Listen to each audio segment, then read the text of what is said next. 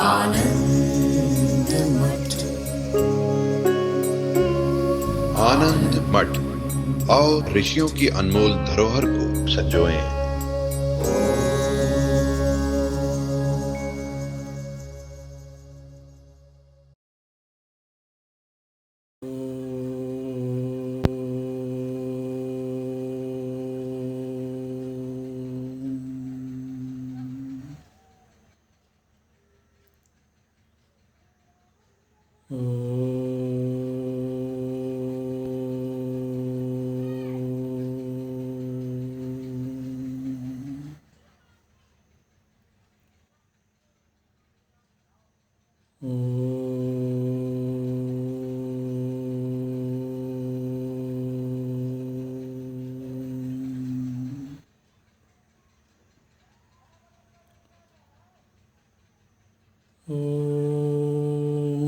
भद्रं कर्णेभिः शृणुयाम देवाः, भद्रं पश्येमाक्षभिर्यजत्राः, स्थिरैरङ्गैस्तुष्टुवागुंसस्तनूभिः व्यशेम देवहितं यदायुः। स्वस्ति न इन्द्रो वृद्धस्रवाः, स्वस्ति नः पूषा विश्ववेदाः, स्वस्ति नस्तार्क्ष्यो अरिष्टनेमिः, स्वस्ति नो बृहस्पतिर्दधातु। ॐ शान्ति शान्ति शान्तिः।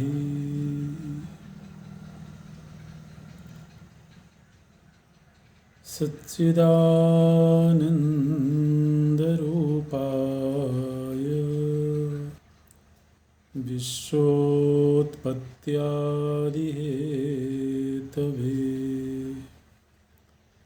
तापत्रयविनाशाय श्रीकृष्णाय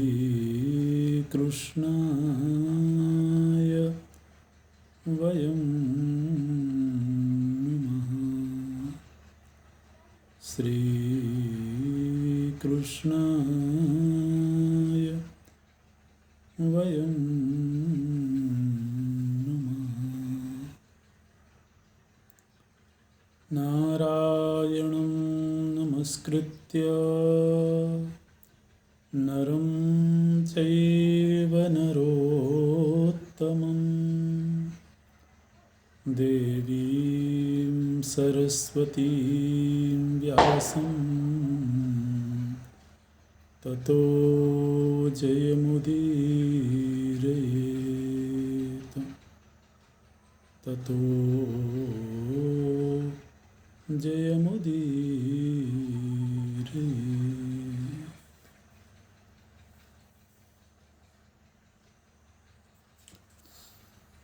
महाराज शांतनु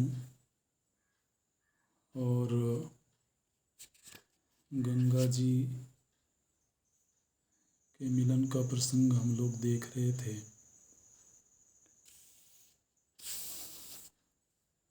दोनों ही देवकोटि के जीव हैं और ब्रह्मा जी की इच्छा से मनुष्य के रूप में व्यवहार कर रहे हैं।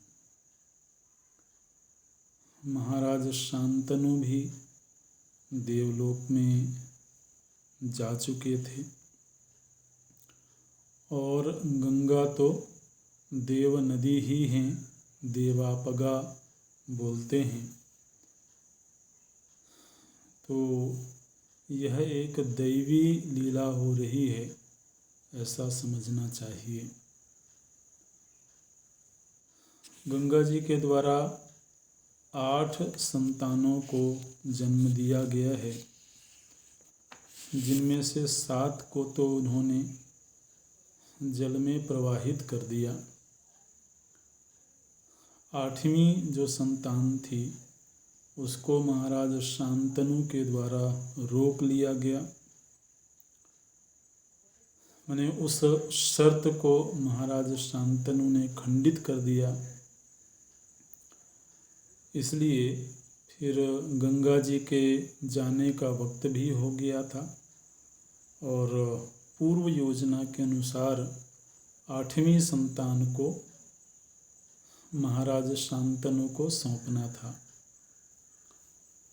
हालांकि यहाँ पर जिस समय पर गंगा जी चली हैं महाराज शांतनु से विदा लेकर के, उसके पहले एक संवाद हुआ है।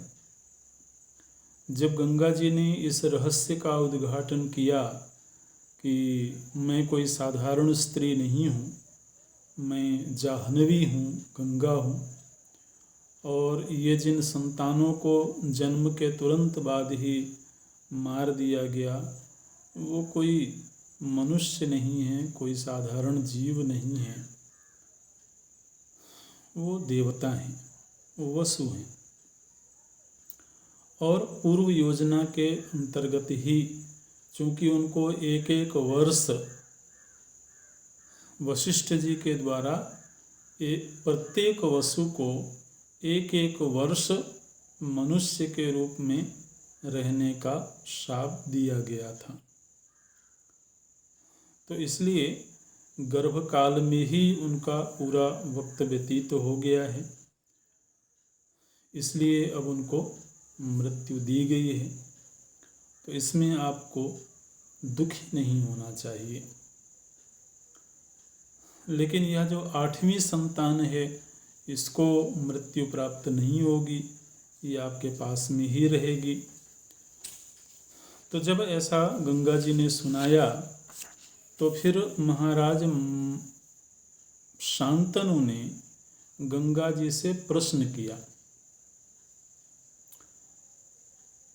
कि वशिष्ठ जी ने वसुओं को शाप क्यों दिया था, आप वो प्रसंग हमें बताएं। बोलते हैं आपवो नाम कोन्वेश वसूनां किं च दुष्कृतं यस्याभिशापात् ते सर्वे मानुषीं योनिमागताः अनेन च कुमारेण त्वया दत्तेन किं कृतं यस्य चैव कृतेनायं मानुषेषु निवत्स्यति। तो एक तो वशिष्ठ जी कौन हैं, उनका परिचय क्या है, उन्होंने किस अपराध से वसुओं को शाप दिया था, और यह जो 8वां पुत्र तुम मुझे सौंप दोगी तो इसका मनुष्य लोक में क्या कार्य है, ये प्रश्न पूछा गया है। और वसु तो देवता हैं और वो भी कोई साधारण देवता नहीं है, बल्कि सर्वलोक में पूजित हैं। ईशा वै सर्वलोकस्य वसवस्ते च वै कथम। तो ऐसे देवताओं को मनुष्य जन्म लेने का शाप कैसे मिल गया।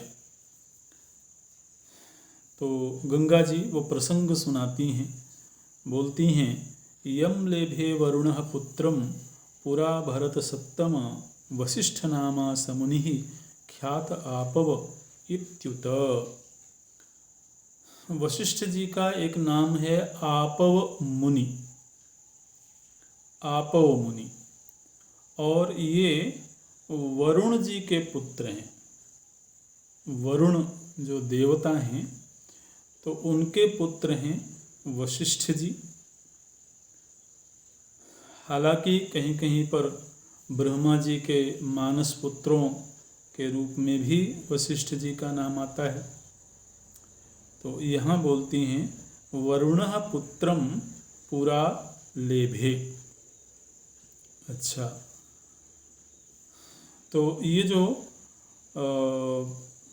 वशिष्ठ मुनि हैं ये मेरु शिखर में इनका आश्रम है। वहीं पर ये निवास करते थे। और महाराज दक्ष की एक पुत्री जिनका नाम सुरभि है, उनके द्वारा कश्यप जी के माध्यम से एक संतान का जन्म हुआ था। माने कश्यप ऋषि और सुरभि प्रजापति दक्ष की पुत्री सुरभि के संयोग से एक संतान का जन्म हुआ था, जो गाय के रूप में थी। मतलब एक गाय का जन्म हुआ था, और उस गाय का नाम है नंदिनी। तो ये नंदिनी गाय वशिष्ठ जी के पास में रहती थी। वशिष्ठ जी का बड़ा दिव्य आश्रम है, और उनके अग्निहोत्रादि कर्म को संपादित करने के लिए ये नंदिनी गाय उनकी सेवा में उपस्थित होती थी। क्योंकि जब भी कोई यज्ञ याग आदि होते हैं तो उसमें गाय की बहुत बड़ी भूमिका होती है। गोरस जो होता है उसका कई तरह से प्रयोग किया जाता है, दुग्ध के रूप में, दधी के रूप में, घृत के रूप में, और गोबर का भी प्रयोग होता है। तो इसलिए कोई भी यज्ञ हो तो उसमें गाय की एक बड़ी महत्वपूर्ण भूमिका होती है। तो वशिष्ठ जी के द्वारा जो भी अग्निहोत्रादि कर्म संपन्न होते थे तो उसमें ये नंदिनी की सेवा ली जाती थी। स्वयं वशिष्ठ जी नंदिनी से बहुत प्रेम करते थे। एक समय की बात है, ये जितने भी वसु हैं, अष्टवसु, ये अपनी पत्नियों के साथ में वन प्रांत में विहार कर रहे थे, और उधर ही विहार कर रहे थे जिधर वशिष्ठ ऋषि का आश्रम था। तो ये वसुगण जब विहार कर रहे थे तो उनमें एक वसु हैं, उनका नाम है द्यौ। द्यौ नाम के एक वसु हैं। तो उनकी पत्नी ने एक बड़ी सुंदर गाय को देखा। वो वही नंदिनी गाय थी जो उस समय पर उस वन में घास चर रही थी, और ये वसुगण उधर विहार कर रहे थे। तो ये द्यौ नाम के वसु हैं, उनकी पत्नी ने जब उस गाय को देखा तो उस गाय की प्रसिद्धि तो पहले थी ही, तो वो पहचान गई उस गाय को, और उन्होंने अपने पति से कहा कि यह वशिष्ठ जी की गाय है, और इसका दुग्ध बहुत स्वादिष्ट होता है, और केवल स्वादिष्ट ही नहीं होता बल्कि जो कोई भी इसके गाय का दूध पी लेता है वह 10,000 वर्ष तक जीवित रहता है, और चिर यौवन रहता है। ऐसा तो वो वसु पत्नी ने कहा कि मैं इस गाय को ले जाना चाहती हूँ। कहाँ ले जाना चाहते हैं? बोले यहीं मनुष्य लोक में मेरी एक सखी है, उस सखी का नाम है जितवती। जितवती नाम की मेरी एक सखी है इसी मनुष्य लोक में। तो वो महाराज उशीनर की पुत्री है। मैं यह गाय उसको उपहार में देना चाहती हूँ। ये गिफ्ट की जो परंपरा है बड़ी प्राचीन परंपरा है। तो उन्होंने कहा कि मैं यह गाय ले जा कर के अपनी सखी जितवती को देना चाहती हूँ। मेरा उससे बड़ा स्नेह है, बड़ी मैत्री है। तो कम से कम इस मनुष्य लोक में एक वही ऐसी होगी जो कि चिर यौवन संपन्न होगी और 10,000 वर्ष तक जीवित रहेगी। तो वो मेरी प्रशंसा करेगी, स्वाभाविक है। ऐसी ऐसी मैत्री तो जरूर आदमी को चाहिए, कोई ऐसा मित्र मिल जाए जो ऐसा कोई उपहार दे। तो इसलिए मैं ये ले जाना चाहती हूँ।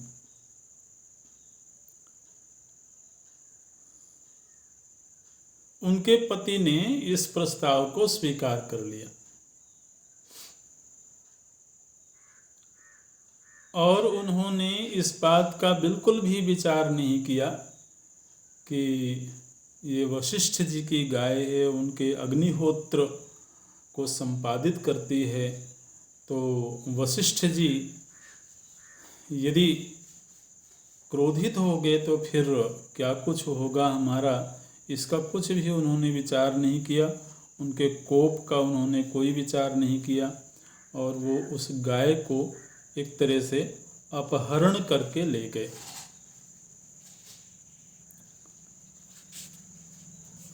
अच्छा, वशिष्ठ जी जब कहीं वन में गए थे पुष्प आदि लेने के लिए, जब वो आए अपने आश्रम में तो उन्होंने कहीं भी नंदिनी को देखा नहीं। इधर उधर खोज भी किया जहाँ कहीं वो रहती होगी, तो लेकिन वह गाय वशिष्ठ जी को कहीं पर नहीं मिली। तो फिर वशिष्ठ जी ने दिव्य दृष्टि से देखा, दिव्य दृष्टि संपन्न थे वशिष्ठ जी। तो उन्होंने देखा और उनको पता लग गया कि ये वसुओं ने गाय का अपहरण किया है।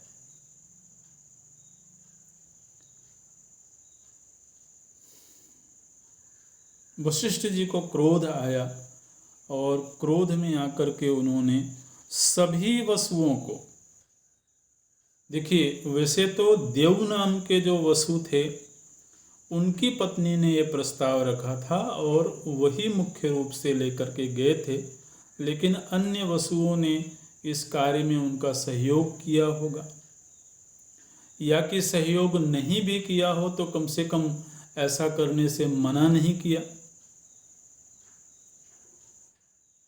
इसलिए वशिष्ठ जी ने सभी वसुओं को शाप दिया है। बोलते हैं यस्मान में वसवो जहनुर्गाम वै दोग्ध्रीम सुवालधिम तस्मात् सर्वे जनिष्यन्ति मानुषेषु न संशयः। जिन वसुओं ने मेरी गाय का अपहरण किया है वो वसु मनुष्य योनि को प्राप्त होंगे, ऐसा वशिष्ठ जी के द्वारा शाप दिया गया। वसुओं को जब इस शाप की खबर लगी तो सब के सब भागे भागे वशिष्ठ जी के पास में आए और वशिष्ठ जी से उन्होंने क्षमा याचना करी। तो वशिष्ठ जी ने कहा कि देखिए मैंने तो शाप दिया है, वह शाप तो अन्यथा नहीं हो सकता है। उवाच च सधर्मात्मा सप्तायूयं धरादयः अनुसंवत्सरात् सर्वे शाप मोक्षम अवाप्स्यथ। तो वशिष्ठ जी ने कहा कि शाप तो अन्यथा नहीं होगा, लेकिन आप सभी लोग केवल देव नाम के वसु को छोड़ करके बाकी सभी लोग 1-1 वर्ष तक मनुष्य योनि में रहेंगे। लेकिन ये जो देव नाम के वसु हैं इन्होंने ही मुख्य रूप से ऐसा अपराध किया है, इसलिए इनको पूरा मनुष्य जीवन जीना होगा। अयम तु यत्कृते यूयम मया सप्ताह सवत्स्यति द्यौस्तदा मानुषे लोके दीर्घ कालम स्वकर्मणा। तो जो देव हैं वो दीर्घ काल तक मनुष्य लोक में वास करेंगे। तो इस तरह से वशिष्ठ जी के द्वारा शाप दिया गया। ये प्रसंग गंगा जी सुना रही हैं महाराज शांतनु को। बोलती हैं कि बाद में जब वसुओं को जन्म लेना था, लेकिन वो किसके गर्भ से जन्म लें, तो उन्होंने मुझसे प्रार्थना करी कि आप मानवीय स्त्री बनिए ताकि हमको गर्भ की प्राप्ति हो सके। इसलिए मैंने मानवीय स्त्री का रूप धारण किया और आपकी धर्मपत्नी बनी। आप स्वयं धर्मात्मा हैं और इन वसुओं का शाप पूरा हो गया है, ये शाप मुक्त हो गए हैं, इसलिए अब मुझे जाना है। अच्छा, यहाँ पर जो 8वें वसु थे, जो 8वीं संतान थी, उस संतान को अभी गंगा जी ने महाराज शांतनु को नहीं दिया।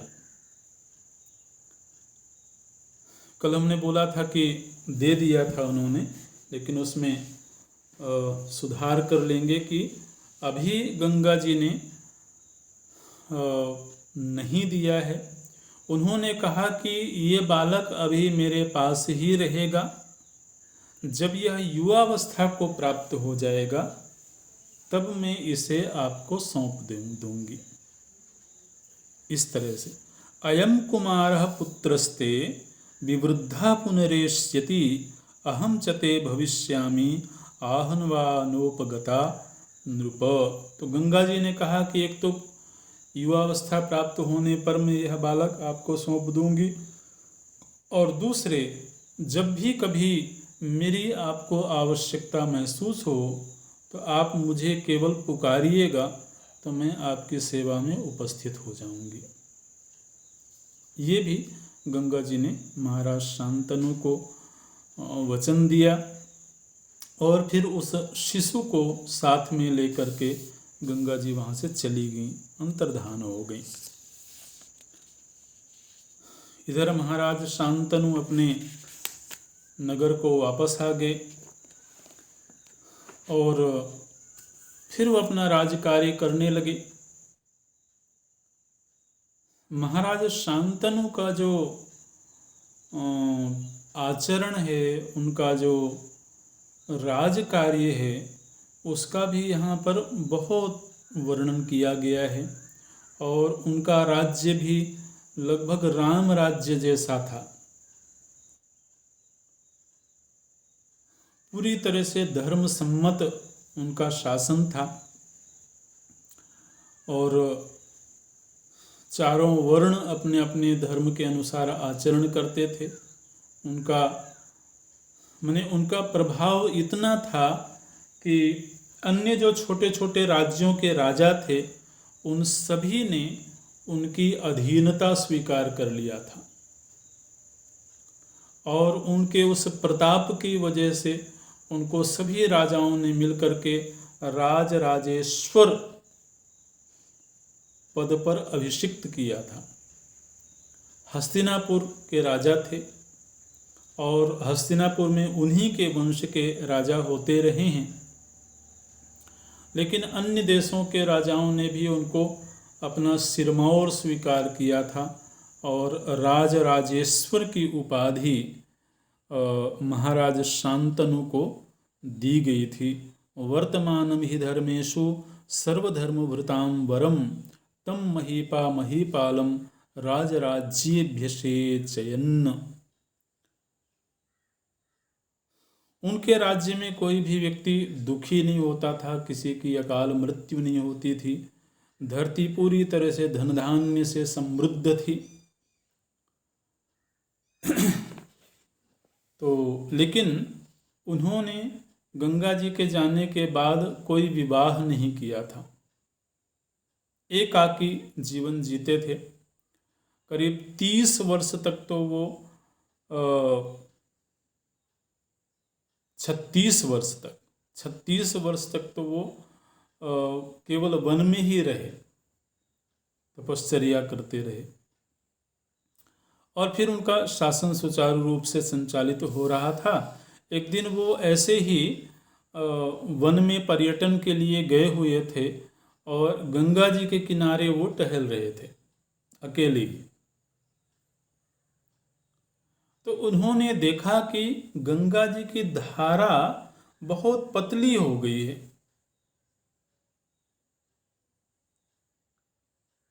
कृश हो गई है। तो उनको बड़ी चिंता हुई।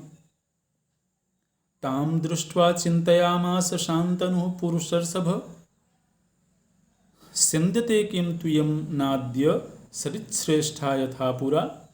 यह गंगा पहले की तरह से प्रवाहित क्यों नहीं हो रही हैं? ये इतनी दुर्बल क्यों हो गई हैं? तो इसका कारण क्या है? उसको खोजने के लिए जिधर से वो गंगा जी की धारा आती हैं उसी दिशा में जब महाराज शांतनु गए तो उन्होंने देखा कि एक नवयुवक है। वह नवयुवक धनुर्विद्या का अभ्यास कर रहा है और उसने बाण मार करके और गंगा जी की धारा को अवरुद्ध कर दिया है। बाणों से ही मानो कि उन्होंने एक बांध का निर्माण कर दिया है जिससे गंगा जी की धारा अवरुद्ध हो गई हैं। तो राजा ने जब इस अद्भुत कार्य को देखा उस युवक के, तो राजा को बड़ा आश्चर्य हुआ। सामने जाकर के वो खड़े हुए उस युवक के, लेकिन दोनों ही एक दूसरे को पहचानते नहीं हैं। वो बालक इतना तेजस्वी था, इतना प्रभावशाली था कि उसने महाराज शांतनु को मोहित करके और वहां से लुप्त हो गया, गायब हो गया।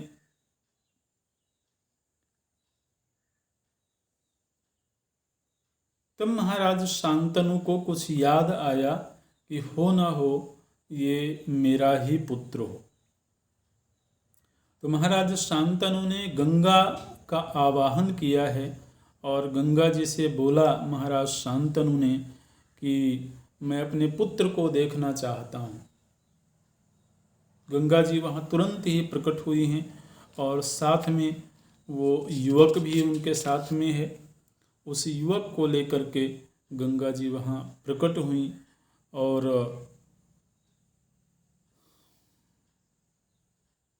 गंगा जी ने उस युवक को महाराज शांतनु को सौंप दिया।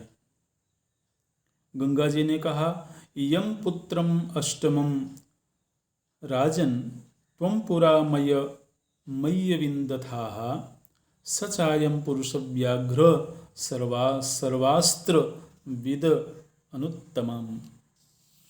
तो बोलती हैं कि जो आपकी 8वीं संतान थी जिसको मैं लेकर के गई थी, ये वही आपका पुत्र है। आज मैं यह पुत्र आपको सौंप रही हूँ। मैंने पाल पोस करके इसको बड़ा किया है। गृहाणेमं महाराज मया संवर्धितं सुतं आदाय पुरुष व्याघ्र नेस्वैनम गृहम विभो। तो अब आप इसको अपने घर ले जाइए। यह समस्त शास्त्रों को जानता है। गंगा जी ने केवल पालन पोषण ही नहीं किया बल्कि उनके शिक्षा दीक्षा की पूरी व्यवस्था करी और महर्षि वशिष्ठ के द्वारा इनको 6 वेदांगों के सहित समस्त वेदों की शिक्षा प्राप्त हुई है। देवव्रत नाम है इनका। गांगेय गंगा पुत्र ऐसा नाम भी है। तो महर्षि वशिष्ठ इनके शिक्षा गुरु हैं और केवल वेदों वेदांगों का ही अध्ययन नहीं किया इन्होंने, बल्कि इनको धनुर्विद्या का भी समग्र ज्ञान है। शुक्राचार्य जी के पास जो शुक्र नीति है उसका भी इनको पूरा ज्ञान है। और देवगुरु बृहस्पति के पास में जितने प्रकार की विद्याएं हैं उन सब विद्याओं में ये पारंगत हैं। परशुराम जी के पास में जितने प्रकार की विद्याएं हैं उन समस्त विद्याओं में भी ये पारंगत हैं। ऐसा गंगा जी ने स्वयं ये परिचय दिया है। और फिर गंगा जी ने उस युवक को महाराज शांतनु को सौंप करके वहाँ से अंतर्धान हो गई। महाराज शांतनु बहुत प्रसन्न हुए हैं और उस युवक को ला करके अपने राज्य में आए हैं, अपने महल में आए हैं और सभी से उन्होंने परिचय करवाया है। और फिर युवराज पद पर उनका अभिषेक किया गया है। ये बात ध्यान दीजिएगा कि देवव्रत का युवराज पद पर अभिषेक किया गया था महाराज शांतनु के द्वारा। यही देवव्रत बाद में जाकर के भीष्म कहलाएंगे, लेकिन एक विशेष प्रसंग में यह नामकरण हुआ था। बचपन से जो नाम था उनका वो देवव्रत था। अच्छा, तो राज्य में भी सभी लोग उनसे बहुत प्रसन्न थे, क्योंकि बहुत तेजस्वी, बहुत बलवान, बहुत नीति कुशल, विद्वान, हर तरह से योग्य थे। तो राज्य के लोग भी इनसे बहुत प्रसन्न थे। मंत्रीगण, सचिवगण, पार्षदगण सभी इनसे बहुत आनंदित थे। अच्छा, कुछ काल बीतता है और एक समय पर महाराज शांतनु तो यमुना जी की ओर विहार करते हुए गए और वहां पर उन्होंने एक बड़ी तीव्र सुगंधि का अनुभव किया।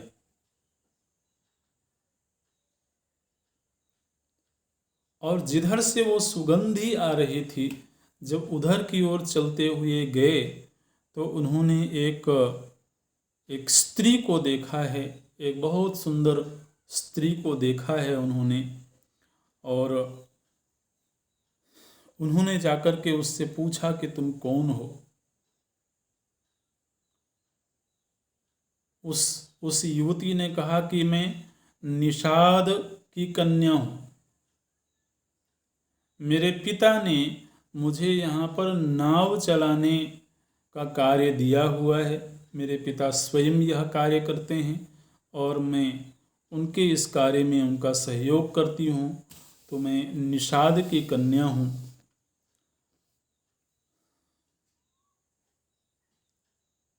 राजा के मन में उनके प्रति विवाह करने की इच्छा जाग गई, लेकिन उन्होंने सीधे उससे नहीं कहा, बल्कि वो उस कन्या के पिता के पास में गए, निषाद राज के पास में गए और निषाद राज के पास जाकर के उन्होंने अपना परिचय दिया है। और साथ ही उन्होंने उस युवती का हाथ मांगा है। उन्होंने कहा है कि मैं तुम्हारी इस कन्या से विवाह करना चाहता हूँ। समीक्ष राजा दासेयीं कामयामास शांतनुः सगत्वा पितरम तस्या वरयामास ताम तदा। उन्होंने जाकर के पिता से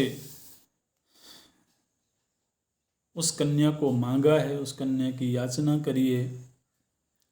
तो उस निषाद ने महाराज शांतनु से कहा कि ये तो मेरे लिए बहुत बड़े सौभाग्य की बात है, और वैसे भी मैं दीर्घ काल से अपने इस पुत्री के विवाह के विषय में चिंतित भी हूँ, और मुझे नहीं लगता है कि आपसे योग्य वर मुझे कहीं भी प्राप्त होगा। आप इस देश के राजा हैं, आप राजराजेश्वर हैं, सम्राट हैं, तो निश्चित रूप से आप तो सर्वथा सुयोग्य वर हैं।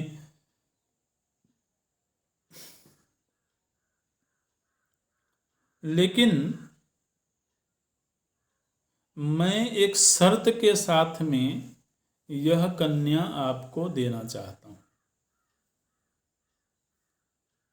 ये कन्या तो मैं आपको देना चाहता हूं, लेकिन साथ ही साथ एक शर्त भी है। समयेन प्रदद्याम ते कन्याम अहमिमाम नृप नहि मे त्वत्समः कश्चित वरो जातु भविष्यति। तो आपके जैसा तो कोई वर मिलेगा नहीं, लेकिन फिर भी मैं एक शर्त के साथ इसे देना चाहता हूं।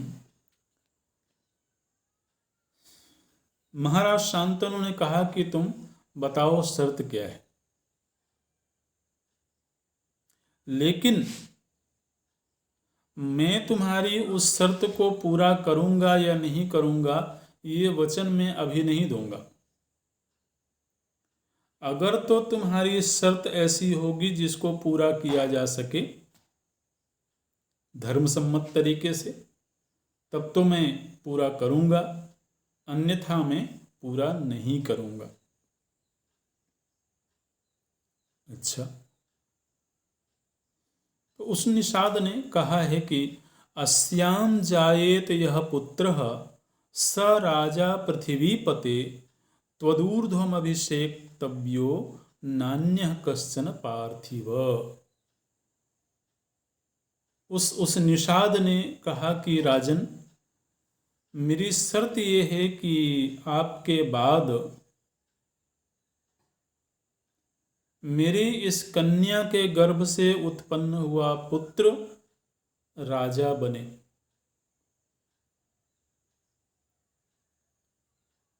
तो ये इतनी सी ही मेरी शर्त है।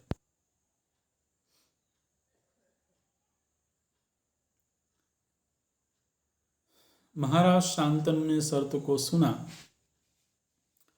और उस शर्त को पूरा करने की उनके मन में इच्छा नहीं हुई, क्योंकि वो युवराज पद पर अपने बहुत सुयोग्य पुत्र देवव्रत को पहले से ही अभिषिक्त कर चुके थे। तो इसलिए उन्होंने उस शर्त को पूरा नहीं किया और फिर वो विवाह की बात वहीं रुक गई। हालांकि उनका मन उस युवती की ओर आकृष्ट था, आसक्त था, लेकिन ऐसा होने पर भी उन्होंने उस शर्त को पूरा करने से मना कर दिया और वो वापस अपने महल में आ गए। लेकिन मन में वो खिन्नता थी, मन में वो उस कन्या के प्रति वो स्मृति, वो आसक्ति लगातार बनी हुई थी और देवव्रत से ये बात छुपी ना रह सकी। हालांकि महाराज शांतनु ने किसी से भी उस प्रसंग की कोई चर्चा नहीं करी, लेकिन देवव्रत देखते थे कि पिताजी इस समय पर थोड़ा खिन्न मन से रहते हैं। तो एक दिन उन्होंने स्वयं ही पिताजी के पास जाकर के पूछा, सर्वतो भवता क्षेमं विधेयाः सर्वपार्थिवाः तत्किमर्थमिहाभीक्षणं परिशोचसि दुःखितः। तो हमारे राज्य में तो सब कुछ कुशल मंगल है, हर तरह लोग आनंद में हैं, समृद्धि है, कुशलता है। तो ऐसा होने पर भी मुझको आप थोड़ा शोकग्रस्त दिखाई देते हैं। ध्यायन्निव च मां राजन् अभिभाषसि किंचन न चाश्वेन विनिर्यासि विवर्णो हरिणः कृशः। तो किसी बात को लेकर के आप चिंतित हैं। आप आजकल महल से बाहर भी नहीं जा रहे हैं और आपके मुख में वो कांति भी नहीं दिखाई दे रही है। ऐसा लगता है कि जैसे आपको कोई व्याधि हो गई है। व्याधिमिच्छामि ते ज्ञातुम प्रतिकुर्यामि तत्र वै। तो यदि आपको कोई व्याधि हो गई है तो आप मुझे बताइए ताकि मैं उसका उपचार करवा सकूं। तो महाराज शांतनु ने कहा देवव्रत से कि बेटा निश्चित रूप से मैं चिंतित तो हूँ। असंशयम ध्यान परो यथा वत्स तथा शृणु अपत्यम नस्त्वमेवैकः कुले महति भारत। महाराज शांतनु ने कहा कि तुम मेरी अकेली संतान हो। अब आप जरा राजाओं की कितने प्रकार की चिंताएं होती हैं वो भी सुन लीजिए। उन्होंने कहा कि तुम मेरी अकेली संतान हो और हो न हो मान लो कभी ऐसी कोई घटना घट जाए, तुम्हारा शरीर ना रहे, तो फिर हमारे इस वंश को आगे कौन बढ़ाएगा। तो एक ही संतान नहीं होनी चाहिए वंश वृद्धि के लिए। और यहाँ पर तो बहुत शास्त्रीय तरीके से उन्होंने ये बात कही है कि कम से कम 2 पुत्र तो होने ही चाहिए। वंश को आगे बढ़ाने के लिए 2 पुत्र अनिवार्य हैं। इस तरह से उन्होंने ये बातें कही हैं। अच्छा, लेकिन हमारे तो एक ही संतान है, तो बस इसी बात की मुझे चिंता है। वो जो उस कन्या से मिलन संबंधी प्रसंग था उसको महाराज शांतनु ने नहीं बताया। उन्होंने केवल इतना ही बोला कि मुझे चिंता हमेशा इसी बात की लगी रहती है कि अगर 2 संतानें कम से कम होती तो इस राज्य और इस वंश को आगे बढ़ाने की कोई चिंता नहीं रहती। हालांकि मेरे मन में कोई ऐसी बात नहीं है कि तुम्हारा कोई अनिष्ट हो जाएगा, लेकिन फिर भी राजाओं को तो ये चिंता करनी ही होती है। तुम युद्ध कौशल में निपुण हो, तुम्हारी किसी भी प्रकार से हानि नहीं हो सकती है, लेकिन फिर भी ये चिंता मन में है। देवव्रत ने समझा कि कुछ ना कुछ तो छिपाया जा रहा है। ये जो बात कही जा रही है तो बात ठीक है, ये तो उचित है। लेकिन फिर वहाँ से विदा लेकर के देवव्रत गए हैं मंत्री के पास में, जो मुख्य प्रधानमंत्री थे वहाँ के, वृद्ध भी थे। तो उनके पास जाकर के उन्होंने पूछा है कि हमारे पिता किस बात को लेकर के चिंतित हैं। तो मंत्री ने इतनी खबर जरूर दी कि कोई कन्या है जिससे वो विवाह करना चाहते हैं, लेकिन कोई अड़चन आ गई है जिसकी वजह से विवाह नहीं हो रहा है। फिर देवव्रत गए हैं सारथी के पास में और सारथी से उन्होंने पूछा है कि तुमने तो देखा होगा, तुम महाराज के साथ हर वक्त रहते हो, तुमने जरूर देखा होगा कि महाराज कहाँ गए थे, किस युवती से मिले हैं। तो सारथी ने वो सारा प्रसंग सुना दिया। दास कन्या नरश्रेष्ठ तत्र भावः पितुर्गतः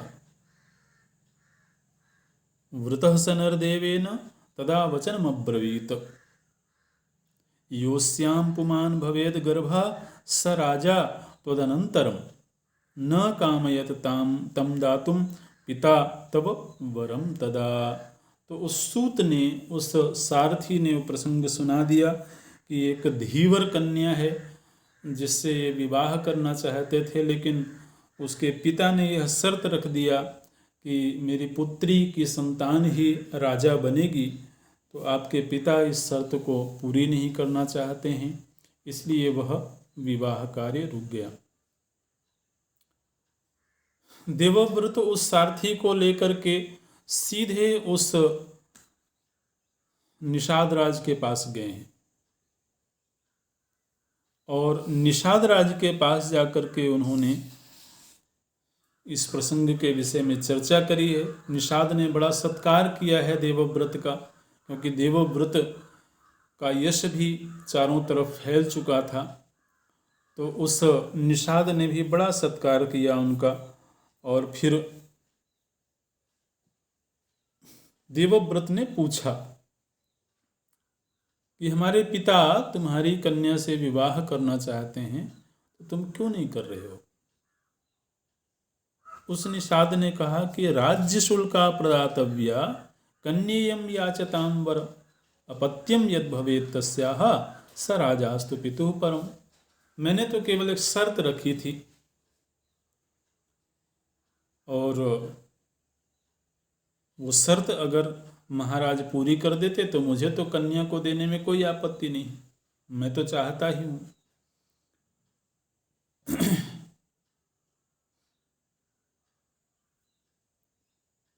तो देवव्रत ने कहा कि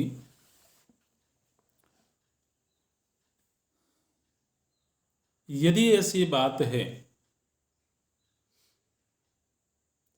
तो मेरे पिता चाहे भले तुम्हारी शर्त पूरी न करना चाहते हों,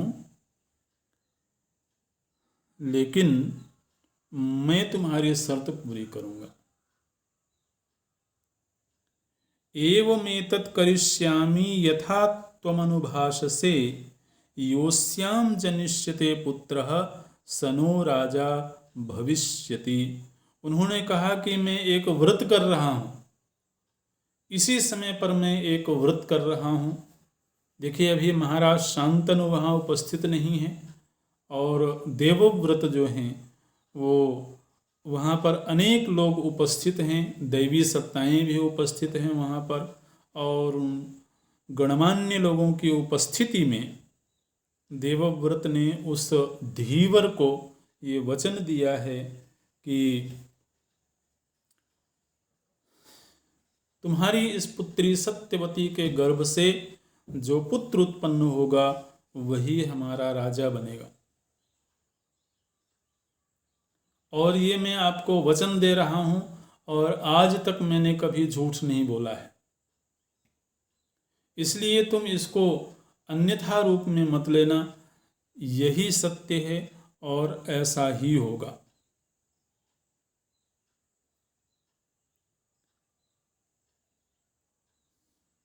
अब तो ठीक है। तो उस निषाद राज ने कहा कि बिल्कुल ठीक है, इस समय पर आप ही चूंकि युवराज हैं, इसलिए उनके महाराज के प्रतिनिधि के रूप में आप वचन दे रहे हैं, इसलिए वचन तो अन्यथा नहीं होगा। मुझे इस बात पर पूरा विश्वास है और मैं यह कन्या आपको सौंप दूंगा। लेकिन मेरी एक चिंता और है। क्या चिंता है जी?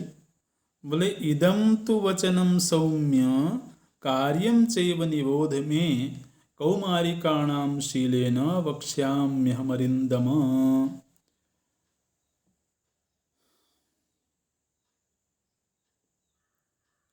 उसने कहा कि मान लिया कि मेरी इस पुत्री से जो पुत्र पैदा होगा वही आपके देश का राजा बनेगा, लेकिन बाद में तो जो आपका पुत्र होगा वो राजा बन जाएगा।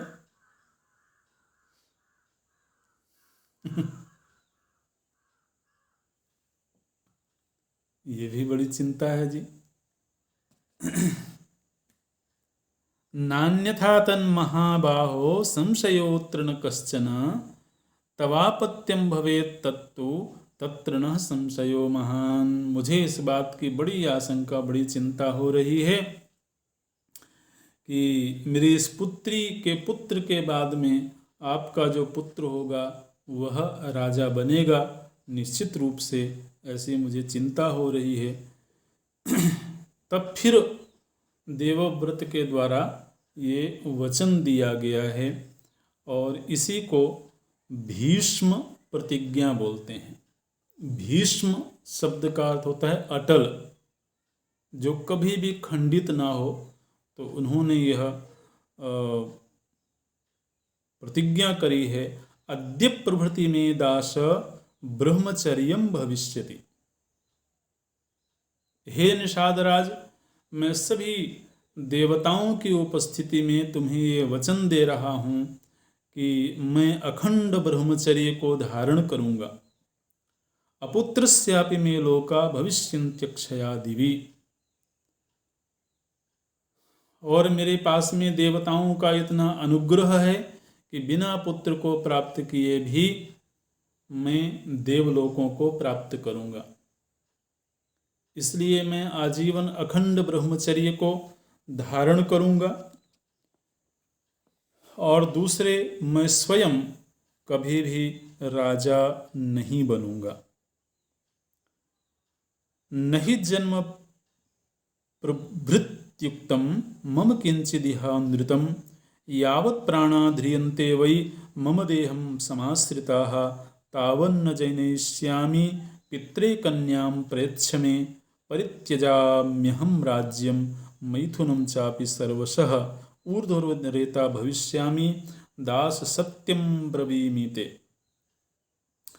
मैं कभी भी मैथुन समाचार नहीं करूँगा और कभी भी राजा नहीं बनूँगा, ऐसी प्रतिज्ञा करी है देवव्रत ने।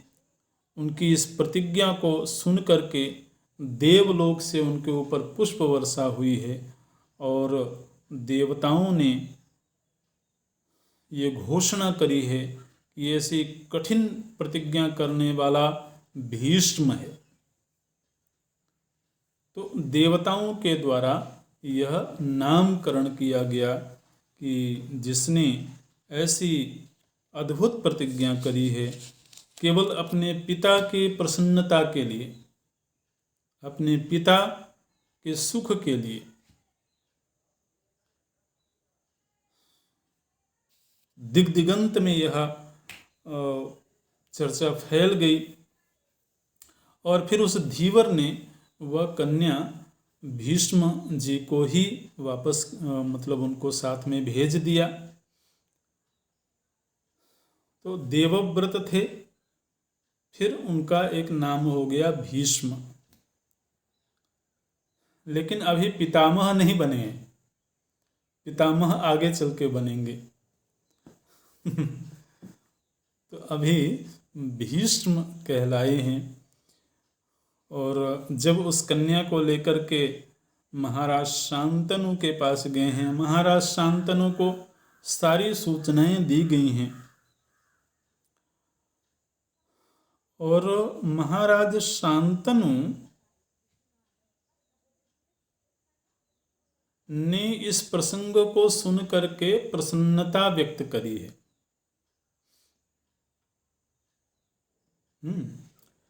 तच्छ्रुत्वा दुष्करम कर्म कृतं भीष्मेण शांतनुः स्वच्छंद मरणं तुष्टो ददौ तस्मै महात्मने। तो महाराज शांतनु ने भीष्म को ये वरदान दिया। ऐसी प्रतिज्ञा करने की बात सुन करके महाराज शांतनु के द्वारा अपने पुत्र देवव्रत को ये वरदान दिया गया है कि आप जब मृत्यु का वर्ण करेंगे तभी आपको मृत्यु की प्राप्ति होगी। स्वेच्छा मरण स्वच्छंद मरणं तुष्टो ददौ तस्मै महात्मने। तो महाराज शांतनु के द्वारा यह वर दिया गया है कि जब तक आप स्वयं नहीं चाहोगे मृत्यु आपके समीप में नहीं आएगी। तो इस तरह से ये भीष्म का चरित्र है। यहाँ पर ये वंश परंपरा आगे बढ़ेगी, अगली कक्षा में देखेंगे। ओम पूर्णमदः पूर्णमिदं पूर्णात् पूर्णमुदच्यते पूर्णस्य पूर्णमादाय पूर्णमेवावशिष्यते। ओम शांति शांति शांति। हरि ओम। श्री गुरुभ्यो नमः। हरि ओम।